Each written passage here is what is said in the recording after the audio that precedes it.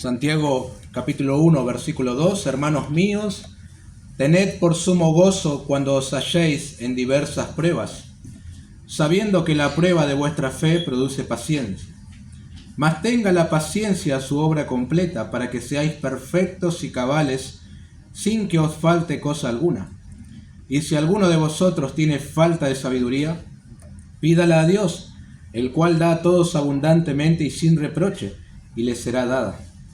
Pero pida con fe, no dudando nada, porque el que duda es semejante a la onda del mar, que es arrastrada por el viento y echada de una parte a otra.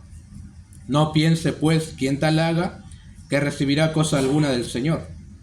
El hombre de doble ánimo es inconstante en todos sus caminos.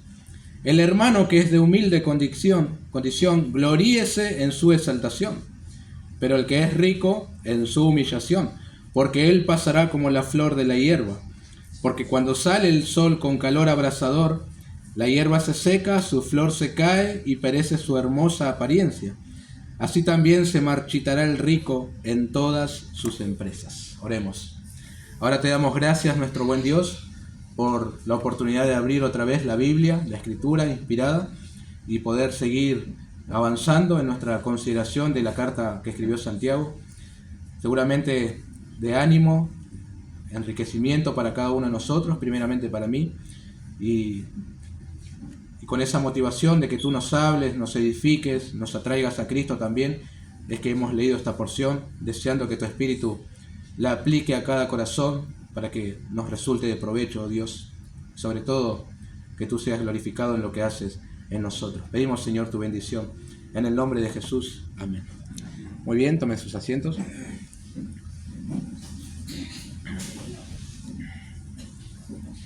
Seguramente en algún momento escuchaste decir, o vos mismo dijiste, esa persona saca lo peor de mí. Puede ser, ¿no? Un vecino, un compañero de trabajo, algún familiar, lo que sea. Decimos así cuando alguien nos hace enojar y nosotros reaccionamos mal, ¿no? Saca lo peor de nosotros. Ahora, básicamente lo que estamos haciendo al expresarnos así es tirarle la pelota a la otra persona, ¿no? Yo soy el que reacciona mal. Yo soy el malhumorado. Yo soy el que no controla la ira. Yo soy el que no perdono. Yo soy el intolerante. Pero es más fácil echarle la culpa al otro que reconocer mi debilidad y mi pecado, ¿no? Es así, mis queridos hermanos. Lo único que la otra persona hace es exponer lo que hay en mi corazón. El responsable soy yo. El Señor Jesús dijo que del corazón salen los malos pensamientos, los homicidios, los hurtos, las blasfemias, etcétera y etcétera. Y saben que Dios siempre permite personas así en nuestras vidas, justamente para que saquen lo que hay en nuestro corazón pecaminoso. Así las tratamos, nos arrepentimos, buscamos al Señor y maduramos también, ¿no? Bueno, en la prueba de nuestra fe, y con prueba me estoy refiriendo a aquellas situaciones amargas, difíciles en nuestras vidas, permitidas por Dios o enviadas por Dios, sucede algo igual. Estas sacan a luz lo que hay en nuestro corazón, cómo reaccionamos y cómo resolvemos también. En muchas ocasiones, las pruebas de nuestra fe evidencian que tenemos una fe débil. Por eso nos desanimamos constante y necesitamos que otros nos estén alentando, ¿no? No está tan mal, de todas maneras, poseer una fe débil, pero habría que tratar de madurar también. En otras ocasiones, las pruebas de nuestra fe evidencian que no tenemos una fe verdadera. Sacan a luz eso. ¿Por qué? Porque nos terminamos apartando del Señor. En el tiempo de la prueba se apartan, dijo el Señor en la parábola del sembrador. No queremos saber nada con Él, nos quejamos de la prueba, no la aceptamos a la prueba, nos vamos, salió a luz que somos del mundo. No hay una fe verdadera en nosotros, por eso no puede resistir la prueba. Y en una última ocasión, que es la que se espera de cada uno de nosotros, la prueba evidencia que estamos madurando. Por eso la aceptamos, la recibimos con gozo, con una actitud bíblica, que es la que la Escritura espera de nosotros cada vez que afrontamos una prueba. Pasar la prueba de la mejor manera. Y esto llevándose el Señor la gloria y nosotros, bueno, ir madurando. Ahora, es todo un desafío, hermanos, responder a las pruebas. Y son muchas, ¿verdad? Son muchas en nuestra vida. Mientras estemos aquí en esta tierra y vamos a estar luchando constantemente. Podemos tener periodos de bonanza, pero una noticia inmediatamente puede ser una prueba. Y otra vez, a batallar y batallar. En esta porción que hemos leído de Santiago 1, los versículos que nos corresponden 9 al 11, continuamos en un contexto de prueba. No hemos terminado aún. Y Santiago se aboca a creyentes en condiciones sociales diferentes. Se dirige a creyentes de humilde condición, es decir, pobres, y también a creyentes ricos. Ambos enfrentan pruebas en su condición social y económica. Ambos van a ser tentados a responder de diferentes maneras. Y Santiago va a estar dando un imperativo aquí, un mandamiento, una orden en cuanto al cómo tienen que responder ante la prueba, con qué actitud.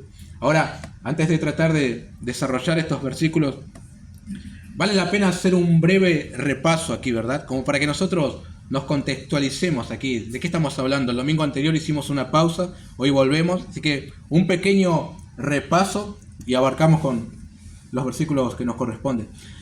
La carta de Santiago está dirigida a creyentes judíos, primeramente, que se encontraban en la dispersión, es decir, aquellos que vivían fuera de Palestina. La causa, la razón de su huida, justamente fue la persecución, ¿verdad? Y podríamos decir que la gota que rebalsó el vaso y que los llevó a huir fue el martirio de Esteban. ¿Recuerdan a este hombre, verdad? En Hechos 11:19 dice: ahora bien, los que habían sido esparcidos a causa de la persecución que hubo con motivo de Esteban, pasaron hasta, y cita algunos lugares allí. Este hombre muere apedreado, ¿verdad? Fue algo tremendo para los discípulos, lo que ellos acabaron de ver. Y temieron, y está bien, está justificado de alguna manera ese temor, y comenzaron a huir y abandonaron sus lugares y se fueron. No vamos a juzgarles y decir cómo van a huir, cristianos cobardes, ¿se entienden? Es un asombro enorme ver que un hombre de fe termina muriendo por el causa del Señor Jesucristo y cada uno comenzó a huir. Es decir, fue algo choqueante. Ahora, todo parece indicar que Santiago no huyó. Él está en Jerusalén. Sabemos por la carta a los Gálatas que él es una columna en la iglesia del Señor, es reconocido así junto a Cefas y a Juan, y él escribe a creyentes dispersos para alentarlos y fortalecer su fe justamente en medio de la prueba y las dificultades que enfrentaban. Ya he dicho que tenemos que recibir las pruebas con sumo gozo cuando éstas vienen. Él ha generalizado, no dio un detalle específico de qué prueba, los creyentes le iban a entender, y hay que recibirlo con gozo. Ha dicho también que necesitamos sabiduría para enfrentar la prueba, y ha dicho también que la prueba puede generar en nosotros paciencia, ¿sí? Esas cosas hemos estado viendo. Acá seguimos con el mismo hilo. Y haciendo acá la conexión, la persecución y huida no solo implicaba un desarraigo emocional de tu tierra y tu parentela.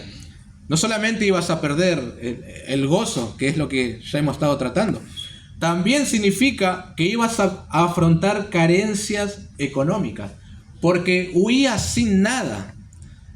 No te daba el tiempo para tomar un par de ovejas al hombro y llevártela. No podías vender tu terreno y llevarte el dinero en la huida, porque era una huida inmediata, urgente. Te ibas con lo que tenías puesto y se acabó. Otros se iban a quedar con tus propiedades seguramente, pero vos ibas a empobrecer. Y a veces también, solo por ser cristiano, eso ya implicaba sufrir carencia. Como he citado en otras oportunidades, el escritor de Hebreos escribe en el capítulo 10, verso 34, y el despojo de vuestros bienes sufristeis con gozo. Parece ser que los cristianos los robaban solamente por ser cristianos. Eso es algo que les sucedía, entonces ellos empobrecían. Es decir, hay diferentes factores que te llevaban a la pobreza. Así que acá tenemos a creyentes pobres, sufrientes, Pero, por otro lado, también tenemos a creyentes ricos. Suena raro, pero eso es algo que puede lograr el Evangelio solamente. Unir a un creyente pobre, unir a un creyente rico y que ambos puedan tener comunión. Las glorias del Evangelio. Y las pruebas, hermanos, vienen para ambos. La pobreza no te exime de pasar pruebas. De hecho, es una prueba en sí mismo. Y las riquezas tampoco son una garantía para afrontarlas. Por eso vamos a ver con la ayuda del Señor cómo deben afrontar las pruebas los creyentes pobres y también los creyentes ricos. En primer lugar, vamos a tratar con los de humilde condición, como dice el versículo 9. El hermano que es de humilde condición, gloríese en su exaltación. Santiago comenzó la epístola hablando de pruebas en un término muy general. Cuando vengan las diversas pruebas tenés que gozarte. Pero no dio un ejemplo de qué es una prueba o cuándo estás atravesando una prueba. Y acá parece estar dando un caso particular en las que sos probado, ¿no? Vamos a tratar de desmembrar el versículo. Lo primero, ¿de quién se habla? Es un hermano. El hermano, dice Santiago, es un creyente en Cristo Jesús. Ustedes saben que los pobres siempre fueron los más en la iglesia del Señor. Y esto no solamente por el contexto de pobreza general que vivían en aquel entonces, ¿verdad? Todavía la esclavitud no había sido abolida, y si eras pobre, mucho no podías hacer. Pero no solamente por eso, sino porque el Señor Jesús dijo: cuán difícilmente entrarán en el reino de Dios los que tienen riquezas. Marcos 10, 23. Y luego añade la razón: no porque la riqueza sea mala en sí misma, no hay nada de malo en ser rico, sino por la confianza que la gente deposita en la riqueza. Los que la poseen, de alguna manera, como que se creen autosuficientes, no necesitan de otro, no necesitan confiar en nadie más. Y para ser salvo, tenés que confiar en alguien más, justamente en el Señor Jesucristo, porque Él es el Salvador. Ahora también aclaremos, el Señor dijo que no es imposible que sean salvos. Lo que es imposible para los hombres, para Dios es posible. De hecho, ha habido muchos ricos que confiaron en el Señor Jesús. Hoy también hay personas adineradas que tienen mucho en lo material y son creyentes fieles, son humildes y usan su dinero de una manera que honran, glorifican a Dios, y no hay ningún impedimento. Por ser rico no significa que no pueda ser humilde. Hay ricos humildes y pobres orgullosos. Lo económico no te hace lo uno o lo otro. Ahora bien, es bueno que Santiago diga al comienzo el hermano, ¿verdad? Cuando Jesús dijo esto, hermanos, que acabo de citar en Marcos 10:23, en cuanto a los ricos, el siguiente versículo dice que sus discípulos se asombraron por sus palabras. ¿Por qué? Bueno, la creencia popular de alguna manera vinculaba las riquezas con la bendición de Dios y la pobreza o la enfermedad con el descontento de Dios, o en algunos casos el castigo de Dios. ¿Recuerdan cuando los discípulos vieron a un ciego? Preguntaron inmediatamente a su maestro: ¿quién pecó, este o sus padres? Asociaban directamente la desgracia con el pecado y la abundancia con, la dádiva de Dios. Sin embargo, no es así. Santiago no está acá asociando pobreza con castigo divino, o como que está hablando de cristianos de segunda clase. Nada de eso. Son hermanos en la fe. Es decir, son iguales delante de Dios con aquel que tiene un poco más o mucho más en lo material. No hay ninguna diferencia. Otra vez, el escritor de Hebreos, hablando sobre los héroes de la fe en el capítulo 11, dice que algunos de ellos fueron apedreados, aserrados, muertos a filo de espada, etc. Y también dice pobres. Y están ahí en la lista de los héroes de la fe. Entonces, nuestro trato tiene que ser el mismo para con todos, sin importar si es pobre o ricos. Siempre vamos a ser tentados a sonreírles un poco más a aquel que tiene más, ¿verdad? Y no está bien eso. A veces también esperando recibir algo de otra persona. Y ese es un problema que los primeros creyentes también afrontaron. Cuando lleguemos al capítulo 2 vamos a hablar sobre la parcialidad. Pero esta situación social que viven estos creyentes no impide que sigan siendo hermanos. Continúa Santiago, el hermano que es de humilde condición. Como dato curioso, interesante, mejor dicho, Santiago no quiso utilizar la palabra pobres, como lo utiliza en el capítulo 2, versículo 2. Porque si en vuestra congregación entra un hombre con anillo de oro y con ropa espléndida, y también entra un pobre con vestido andrajoso. Aquí prefiere hablar del hermano de humilde condición. Aunque entendemos, ¿verdad?, que está hablando de alguien con muchas carencias económicas. Se entiende por la lectura. Porque luego él va a hablar de rico, de aquel que es rico. Entonces está haciendo un contraste. A lo mejor, pienso yo, se refiere de esta manera porque está hablando con hermanos que antes de huir no eran pobres. Y en su huida luego se volvieron pobres. Él ahora habla de aquellos de humilde condición. Es una probabilidad. Pero para Santiago es completamente compatible. Hermano, creyente, hijo de Dios y pobre. Esto contrasta fuertemente con el mensaje que muchos predicadores hoy en día proclaman, ¿no? Y que vos tenés que ser rico, que la pobreza es un espíritu que hay que echar fuera, que tenés que decretar riquezas para tu vida y estas van a venir, que tenés que hacer un pacto con Dios, que tenés que traer una semilla, y cuántas cosas más que unos pillos se inventaron para despojar a los que menos tienen, ¿no? Ustedes saben.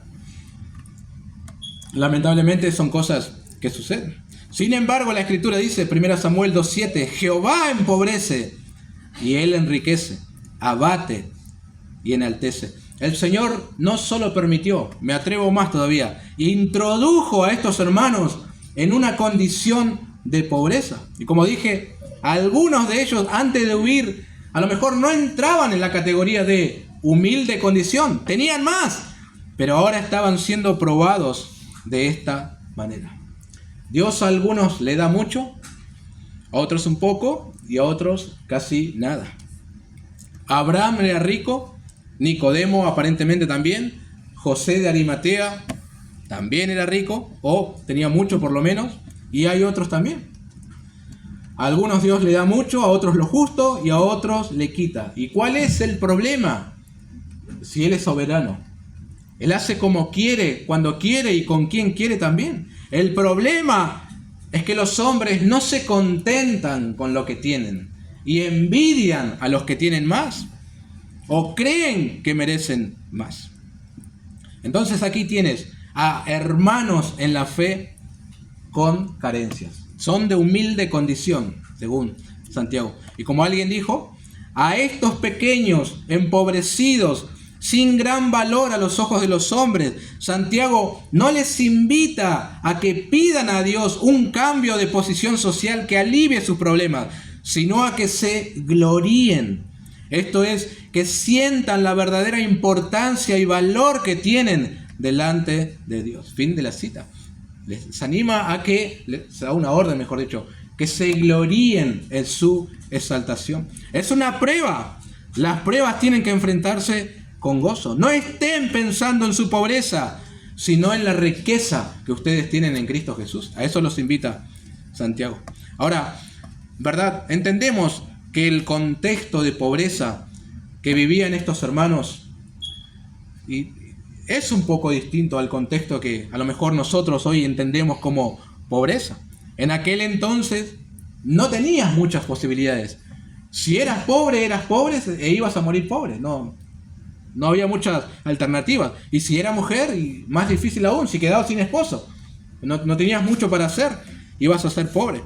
Hoy, en muchos casos, nos referimos al pobre, pero el pobre es pobre porque quiere ser pobre, o no está haciendo nada para salir de su pobreza, o porque es parte de una generación que creció con la cultura del no trabajo, entonces es pobre. Para esos casos, a lo mejor no se consolarían tanto con esto de gloriarse en su exaltación. Se está hablando de hermanos que de verdad eran pobres y sufrían de muchas carencias. Y no porque querían serlo o porque eran perezosos, ¿no? Sino por su situación apremiante. Y estos están siendo probados, ¿verdad? Ya el hecho de ser pobre a tal punto de no tener algo para comer ya es una prueba. Y es una prueba muy fuerte. Y creo que alguien en esa condición es tentado a muchas cosas. Primero, es tentado a altercar contra Dios. Y más cuando ves que en tu congregación hay creyentes que tienen muchos y son ricos, ¿verdad? Pueden decir, ¿qué pasa, Señor? ¿Estás haciendo acepción de personas? ¿Cómo me vas a tener a mí en pobreza y el hermano Juancito tiene de sobras? Acá hay una injusticia. ¿No somos iguales delante de ti? Pueden ser tentados a eso, ¿no? O algunos, en lugar de contender con Dios, preferirían contender con Santiago, quien escribe la carta. Pero este pastor, ¿quién se cree que es? ¿No entiende mi situación? ¿No tiene empatía? ¿No sabe que estoy sufriendo de carencias? Necesito que me tiren un centro. ¿Cómo me va a pedir que me gloríe en mi exaltación? ¡Está loco! Con hambre no se puede pensar. Podrían ser tentados a eso, ¿no? Santiago, como líder, como un pastor, como un ministro, él sabe que tal persona necesita una orden, un imperativo. ¿Vieron como esos aparatos que te dan energía ahí? Un shock para que se despierten. No necesitan una palmadita en la espalda. Necesitan que la fe se ponga en marcha. Gloríate en tu exaltación. La fe necesita ser despertada. Y en la prueba es una buena oportunidad, ¿verdad? Para que reaccione. Ahora en breve vamos a explicar esto de exaltación. El que es pobre muchas veces también será tentado a sacar ventaja de su condición. Como que de alguna manera entiende que aquel que tiene más está obligado a darle a él, porque su condición es para ser condescendiente. Sin embargo, Santiago dice, gloríese. Si eres muy pobre, tu actitud no tiene que ser la de una víctima ante los demás, sino de aceptar lo que el Señor ha permitido. Si puedes salir de esa situación, adelante. Si no, gloríate en tu exaltación. Tampoco estoy diciendo que aquellos que tienen en abundancia tienen que hacer la vista gorda con aquellos que tienen menos. A su debido tiempo vamos a hablar de esto porque Santiago también lo trata. El pobre muchas veces es más materialista que el rico. Él está pensando más en lo terrenal y se amarga porque no lo tiene. Sin embargo, acá se le ordena a ocuparse más en lo espiritual. Él tiene que confiar que Dios le va a proveer para sus necesidades y tiene que jactarse, gloriarse, enorgullecerse de su condición de hijo de Dios. Eso es gloriarse en su exaltación. Él está sentado en los lugares celestiales con Cristo y eso tiene que ser un motivo de gozo.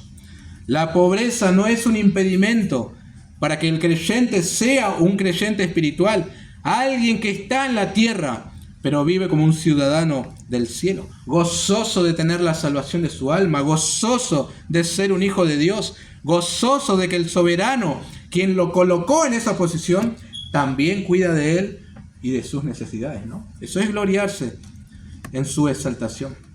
A veces, hermanos, hacemos un ídolo de nuestra situación económica, de nuestras carencias. Solo eso ocupa nuestra mente. Y como que por ser pobre yo estoy impedido de servir a Dios. Y no es así.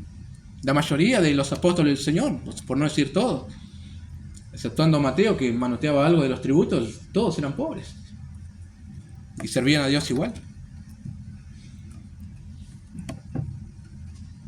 La pobreza, como dije, no es un impedimento para que el creyente sea un hombre espiritual. No estamos impedidos de servir a Dios. A veces se nos nubla la visión.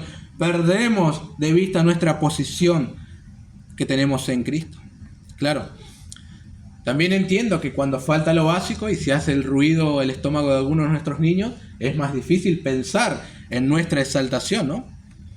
Pero es en esa situación de prueba que el Señor nos coloca para que la fe sea probada y se exprima y salga todo el jugo, ¿verdad? Así es. Un comentarista dice: se le puede considerar la escoria del mundo, el desecho de todos ante los ojos del mundo, pero ante los ojos de Dios es exaltado. Pudiera tener hambre, pero tiene el pan de vida. Pudiera tener sed, pero tiene el agua de vida. Pudiera ser pobre, pero tiene riquezas eternas. Los hombres pueden rechazarlo, pero Dios lo ha recibido por la eternidad. Pudiera no tener una morada en la tierra, pero tiene una gloriosa en el cielo. Cuando Dios, en su sabiduría y soberanía, quita cualquier posesión física de alguno de sus hijos, es con el objetivo de perfeccionarlos espiritualmente. Una bendición infinitamente más valiosa que cualquier cosa que hayan perdido o hayan deseado, pero nunca tuvieron. Fin de la cita.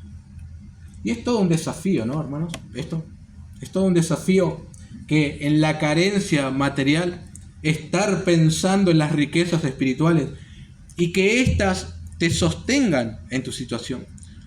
Pero así debería ser. Estas palabras de Santiago son palabras de aliento. No es para que alguien ignore por un momento su situación de carencia económica, sino para que recuerden su verdadera posición delante de Dios. Gloríate en tu exaltación. No eres menos que nadie. Eres un hijo de Dios, igual que todos los demás. Nadie, absolutamente nadie, se encuentra en una situación que sea impedido de gloriarse en su exaltación. Esté enfermo, tenga carencia, no sé, cualquier situación, puedes gloriarte en tu exaltación. Y esto anima, hermanos, no solamente para el que es probado en su economía, sino también en su físico, con alguna enfermedad, en sus relaciones interpersonales, en la soledad. Todos pueden regocijarse en Dios. Nadie está exento de hacerlo. Tener gozo en la prueba, disfrutar de su posición como hijo de Dios. A veces nuestro problema es que tenemos la mente tan cargada, no han influenciado ciertos predicadores con tu mejor vida ahora, ¿verdad? Y solamente vamos en pos de lo terrenal, que no concebimos ser hermanos de humilde condición, o somos tan bombardeados por una cultura del consumo que constantemente tenemos que tener y consumir y tener carencias de cualquier índole, como que nos hace menos. Y no es así, hermano. Para Santiago, pero él, mejor dicho, según él, tenemos que animarnos a gloriarnos en nuestras riquezas espirituales. El comentarista Albert Bernes dice: si se deprime con su humilde rango en esta vida, que piensa en su elevación espiritual, en su relación con Dios y con Cristo, y tendrá un antídoto para su abatimiento. Así se pasa la prueba. Si eres de humilde condición, gloríate en tu exaltación. Bueno, en segundo lugar, tratemos ahora con el hermano rico, los versículos 10 y 11.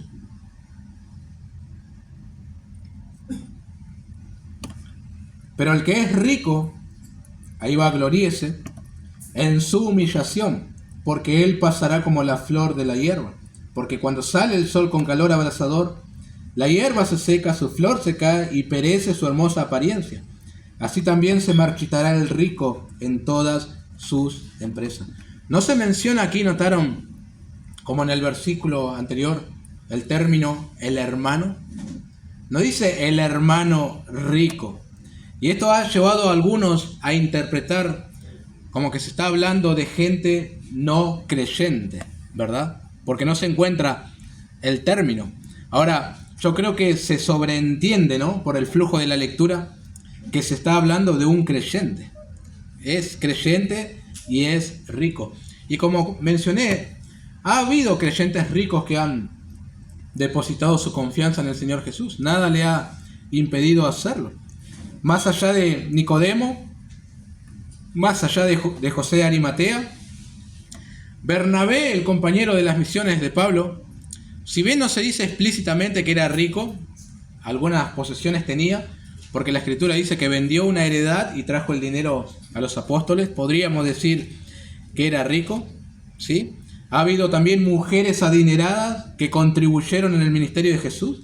Zaqueo fue rico, aunque ganó su dinero de mala forma, pero él también terminó creyendo en el Señor Jesús. Lidia, ¿recuerdan la vendedora de púrpura? Se entiende que era una mujer rica. Y en la iglesia donde estaba pastoreando Timoteo también había mucha gente rica. Por eso la instrucción a los ricos de este siglo manda que no sean altivos ni pongan la esperanza en las riquezas, etc. 1 Timoteo 6. Y aunque pueden ser los menos en la iglesia, no significa que no sean hermanos. Hay varias porciones en las Escrituras que se habla de forma negativa de los ricos o de las riquezas también, o advierte, mejor dicho, sobre los peligros de poseer muchas riquezas. Por ejemplo, en esta misma carta, Santiago pregunta en el capítulo 2, versículos 6 y 7, ¿no os oprimen los ricos? ¿Y no son ellos los mismos que os arrastran a los tribunales? ¿No blasfeman ellos el buen nombre que fue invocado sobre vosotros? En los evangelios también leemos sobre aquella historia del joven rico que prefirió ir en pos de sus riquezas en lugar de creer en el Señor y abrazar el evangelio. Y el Señor también dijo, el afán de este siglo y el engaño de las riquezas ahogan la palabra. Dijo también, no podéis servir a Dios y a las riquezas. Entonces, más de uno pudiera tener en menos a aquellos que son hermanos en la fe, pero son ricos, poseen riquezas.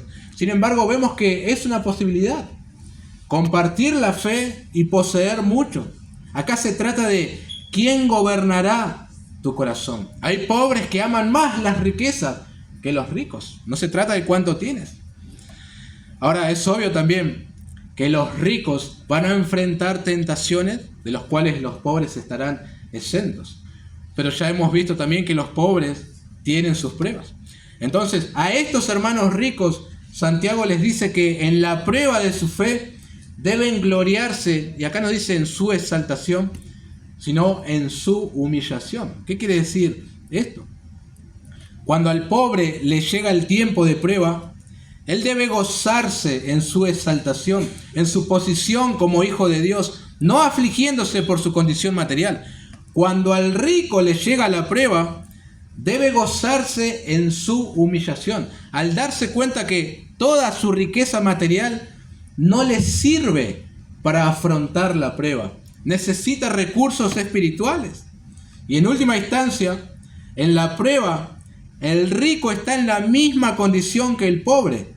Ambos tienen que darse cuenta que los bienes materiales no hacen la diferencia. Esto es una invitación, un llamado a la humildad. No vas a hacer una gran diferencia por poseer mucho cuando estés atravesando una prueba. Y Santiago va a dar dos motivos, por lo menos, por el cual el hermano rico no tiene que confiar en las riquezas y gloriarse en su humillación.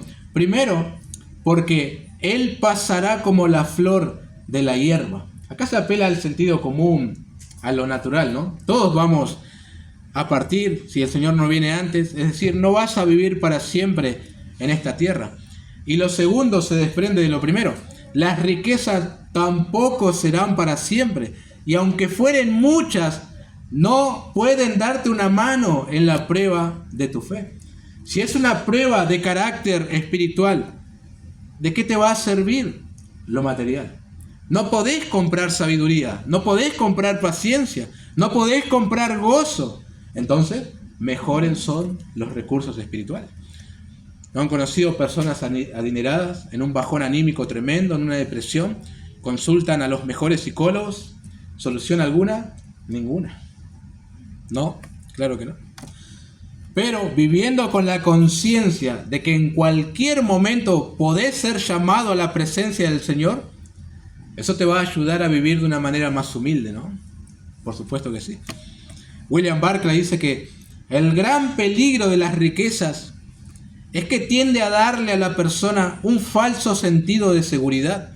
Se siente segura, se cree que tiene los recursos para enfrentarse con todo y para redimirse de cualquier situación adversa. Fin de la cita. Pero sabemos que no es así, ¿no? La experiencia nos dice que no es así. En cierta oportunidad Jesús contó una parábola de lo absurdo que es confiar en las riquezas y querer amontonar y amontonar. Noten conmigo Lucas capítulo 12, versículo 3 al 21. Lo voy a ir leyendo, es conocido. Lucas capítulo 12, versículo 13. Le dijo uno de la multitud: Maestro, di a mi hermano que parta conmigo la herencia. Mas él le dijo: Hombre, ¿quién me ha puesto sobre vosotros como juez o partidor? Y les dijo: Mirad y guardaos de toda avaricia, porque la vida del hombre no consiste en la abundancia de los bienes que posee. También les refirió una parábola diciendo: La heredad de un hombre rico ha producido mucho. Y él pensaba dentro de sí, diciendo: ¿Qué haré? Porque no tengo donde guardar mis frutos. Y dijo: Esto haré: derribaré mis graneros y los edificaré mayores, y allí guardaré todos mis frutos y mis bienes. Y diré a mi alma: Alma, muchos bienes tienes guardados para muchos años. Repósate, come, bebe, regocíjate. Pero Dios le dijo: Necio, esta noche vienen a pedirte tu alma, y lo que has provisto, ¿de quién será? Así es el que hace para sí tesoro y no es rico para con Dios. Por eso digo, el hermano rico, dice Santiago, mejor dicho, debe gloriarse en su humillación. Las riquezas de esta tierra son pasajeras, no pueden fortalecer a nadie en la prueba, son efímeras, como la metáfora que Santiago emplea, son como la flor de la hierba, que en Israel florecen en febrero y antes de mayo ya desaparecieron todas y van al fuego, ya se están marchitando. Por eso, tanto el pobre como el rico tienen que hallar la misma fuente de satisfacción y gozo, la persona de Cristo. Él los sostendrá en el tiempo de la prueba, y no lo que poseen o lo que no poseen, solamente Cristo. Esto que dice Santiago, hermanos, se aplica, ¿verdad?, primeramente al hermano rico, pero de alguna manera a todos. Todos debemos tener en cuenta que, como solemos decir, estamos de paso, ¿no? ¿Verdad que decimos así? Entonces no podemos aferrarnos a algo que no sea el Señor. ¿No es completamente inútil poner la confianza en lo material? ¿Cuántas desilusiones nos han traído? La experiencia nos dice que hacer eso es absurdo. En cualquier momento partís con el Señor, si le conocés, y la riqueza quedará acá. En cualquier momento una enfermedad puede impedirte de disfrutar todo lo que acumulaste. En cualquier momento un ladrón te puede despojar de todo. Mejor es gloriarse en el Señor. Es mucho mejor, ¿no?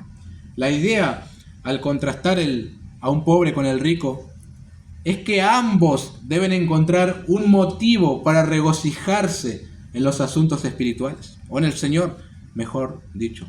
En la prueba, el pobre tiene que olvidarse de su condición, por un momento por lo menos, esa condición de escasez material. Y de igual manera el rico debe olvidarse de su abundancia. La riqueza de ambos está en el Señor. Así se puede afrontar una prueba, no confiando en lo que tenemos o lo que no tenemos, sino en el Señor. Bueno, creo que hay algunas cosas que podemos tomar de esta porción para nosotros, ¿no? Y tratar de aplicarlas. Primero, tenemos que desarrollar más la gratitud y la humildad, hermanos. A lo mejor te encontrás en una situación de humilde condición. Este pasaje te anima a encontrar orgullo, dignidad en tu posición como hijo de Dios. Tenés que reconocer que tu valor no está en las posesiones, sino en el Señor, en tu carácter, en la fe. Ahí hay mucho más. Y si estás en una posición de abundancia, este pasaje te recuerda la importancia de la humildad.